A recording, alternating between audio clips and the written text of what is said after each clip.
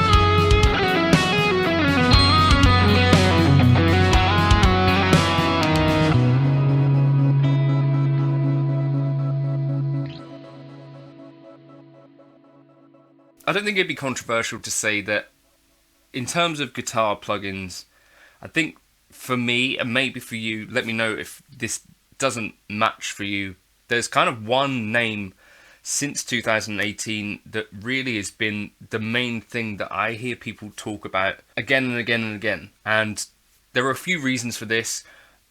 They're a company that kind of attract some negativity, and I think some people aren't huge fans of certain aspects of what's going on, but I still think that the Neural DSP plugin experience is the best guitar plugin experience going.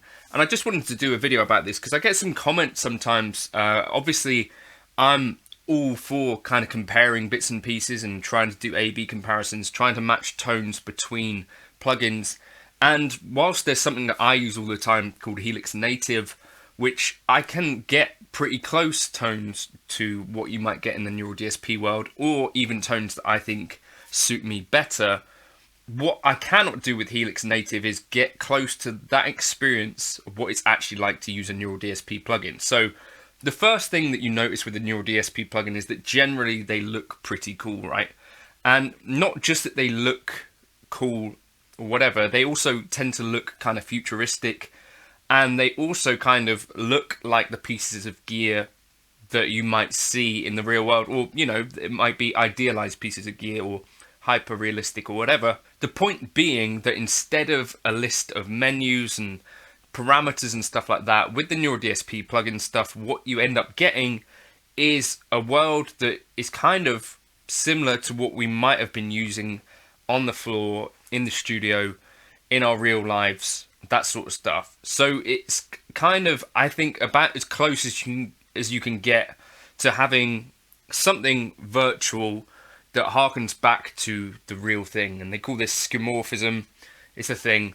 But essentially, I think that's a thing that really does work quite well about the Neural DSP plugin experience. Other plugins also do it. I just think that Neural DSP has a pretty clean look and has been fairly influential in terms of how other plugin manufacturers have then gone out and done this same sort of thing. The next kind of point is that essentially I think the masterstroke with Neural DSP is that I think they pair the sounds really well with the artists, and essentially that is the thing that almost no other company had figured out in the way that Neural DSP has done. So not only do you have the archetype thing, there's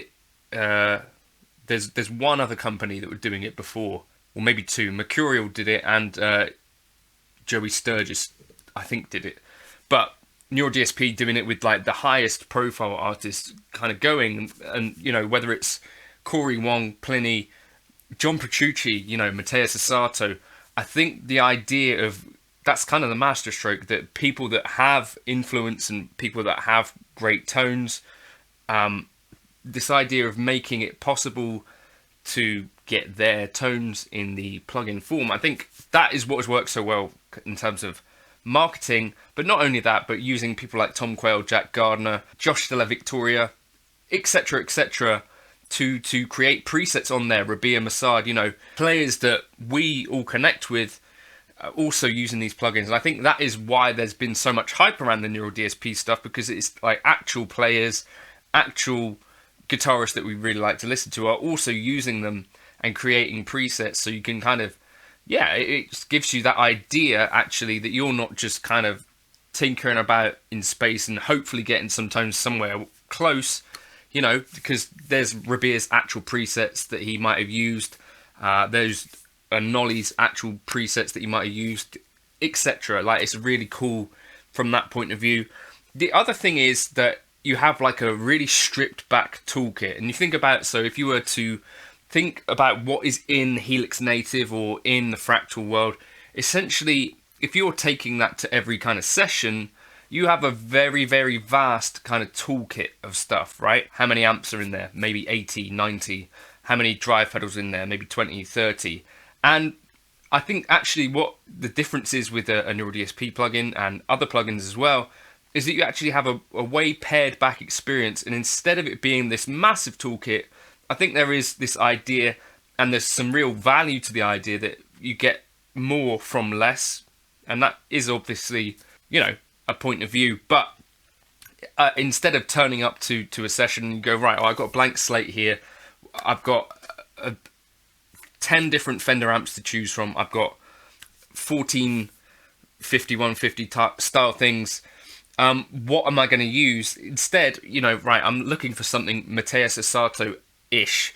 What if I get his plugin or whatever, then I've kind of narrowed it down to a set of choices that are probably within the realm of what I'm looking to do, if that makes sense, or Corey Wong or whatever. Even if you're not going for specific tones like these guys, it's like a small enough chunk of gear that you don't have the option paralysis so much, if that makes any sense. And I think there's real value to that too. And not only that, obviously they sound pretty good. They're easy to get good results from. They're easy to get good results pretty much quicker than what came before. And I think those are some of the things that guitarists really like about Neural DSP plugins.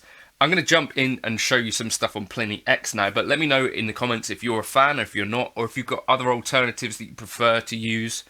I'd love to hear that as well. But I think that for me kind of answers the question, like, instead of where people are asking me, like, do you feel like the Neural DSP like plugins could be matched with X or Y, whether it's Fractal or Helix or whatever, the exact kind of point that illustrates this really nicely is that people, when the Quad Cortex came out, were struggling to find tones quite as easily as they could in the plugin world, right? And that's because in the Quad Cortex world, you come out and you kind of zoom out to the whole toolkit that was available within the Quad Cortex, and it was more difficult to make those choices and pare that experience down in a way that kind of got you to result as quickly or even as efficiently or as the plugin world. And maybe in a bunch of cases, folks even thought, actually, I prefer the sound and the workflow and the look of the plugins. So I think that illustrates it fairly well. The Neural DSP plugin, I think, is still a little bit of an art form. So as I'm saying, case in point here, we open up Helix Native, and yes, I've got my own presets that I've used, but if I'm starting from scratch in terms of workflow, you know, I'm going to choose an amp and a cab. Well, look how long my list is, and this is a great thing in some contexts, but in terms of getting work done quickly, perhaps this is not the most beneficial thing in the world. And likewise, you know, when I'm thinking about finding presets that I've used in the past, when I'm literally in the heat of battle trying to get something done, I'm finding even like the list of presets specifically, it's kind of unwieldy because I've done so many of them. And yeah, I don't know, that's kind of the thing with many other plugins versus here, like, we got quite a clean kind of look, right? And let's unmute this.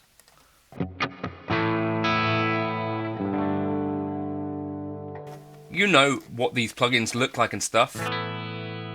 You know what the lists of tones look like. You know the sorts of folks that are making tones on these.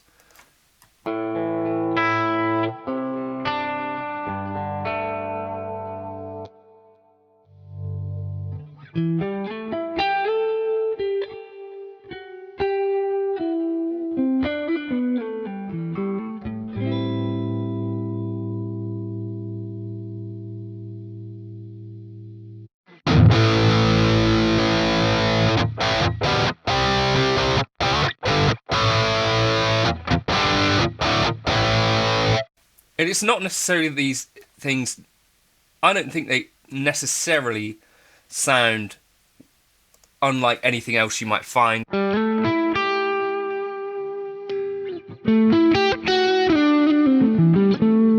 But it's more that, you know, I can look at an artist like Jack Gardner and I know roughly what I'm going to be getting in terms of tone, generally, or I can look at Rabia and think,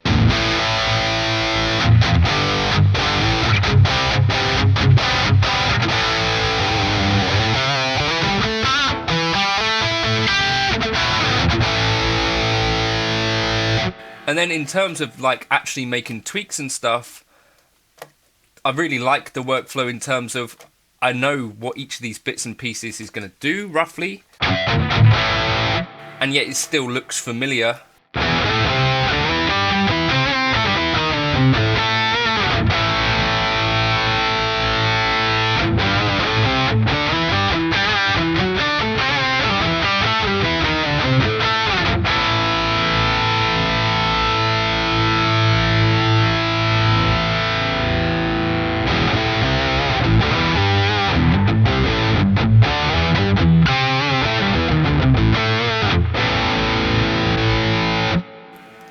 Do you know what I mean? And then you go through like an EQ that basically just looks like an EQ instead of you having to try and work out what the, you know, part of the menu you're on. You know, delay pedals and chorus pedals look like what they look like in real life. The delay is the one area that I actually feel like in some cases a list can be a little bit more useful with parameters and like these mix elements.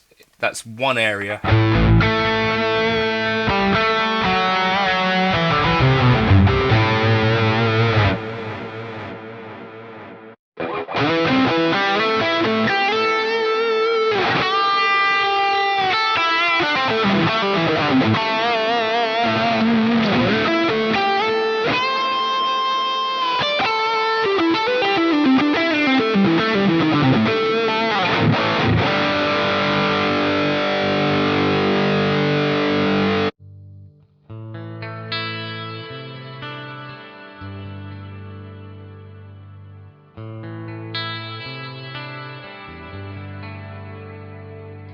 So it's like it's a stripped back enough toolkit that it's got basically everything that you need just in that one plugin.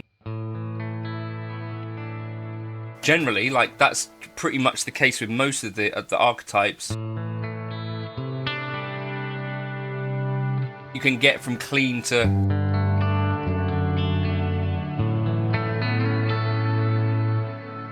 pretty mean and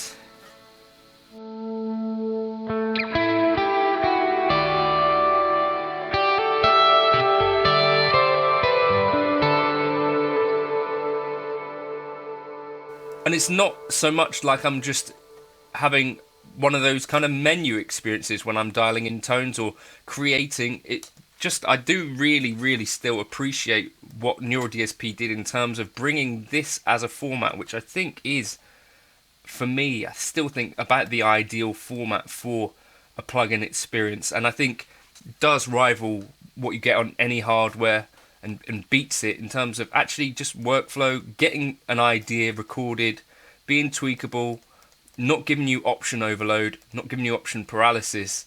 Again, in terms of maybe there are other things out there that probably sound better, but yeah, I don't know. There's some superior kind of elements to the workflow that I think still mean that for me, Neural DSP, I think are one of the most important plugin innovators, probably. Let me know your thoughts in the comments, because obviously I've said some things about Neural DSP in the past that are not super positive, but I still think they've created such an amount of value in the plugin world for us guitarists, and let us know that actually these things can be really, really useful, I think.